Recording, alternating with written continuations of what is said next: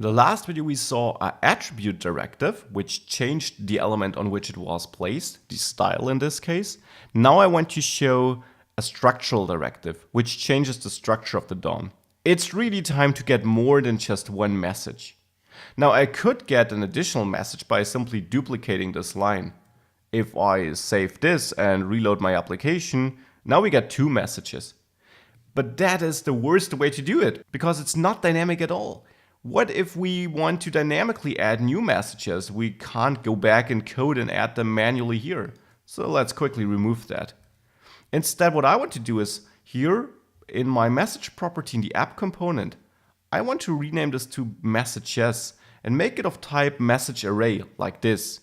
So now this should be an array of messages like so. And here, let's say I'll add a second message. So something else also by Max. Now I got two messages and I want to output them with my message component. I don't want to manually pass them, so like message with index 0 and so on. I could do this, but that's not how I want to do that. Instead here, I want to loop through all my messages and output my app message component, this one here, as often as I need to. To do so, I will simply add a new directive to my app message selector here, to this component. This new directive is a structural directive. We saw ngIf on the slide to conditionally attach or detach this component. Another one is ngFor, which means loop through a certain condition as often as needed and duplicate this component or this element on which this ngFor is placed, and all child elements as a side note, as often as needed. So here I want to loop through all my messages.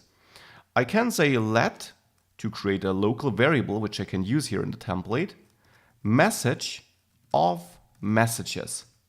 This is the syntax of a normal for off loop in JavaScript or TypeScript, and I use it here in ngFor. This creates this local message variable, which I can use in my template.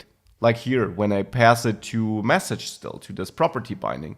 This message here now no longer refers to a property in app component. I don't have message, I only have messages. But instead it refers to this local variable I'm creating here. And this will be the message of the current iteration I'm at. So here I'm looping through all my messages, and for each loop iteration I'm reassigning this message variable and I'm passing it to the component, which also gets created per iteration. With this simple change, if I save this and go back to the application and reload, you now also see two messages, but with different content and created dynamically.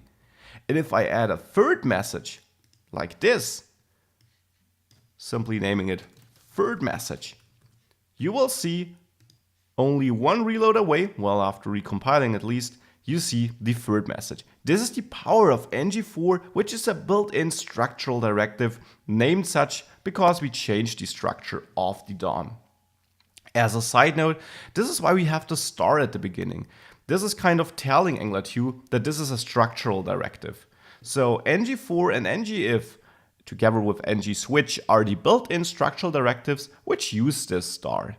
These are all the built-in structural directive Angular 2 ships with, but as you see, looping through and conditionally showing really is covering most of the use cases where you need to change the DOM.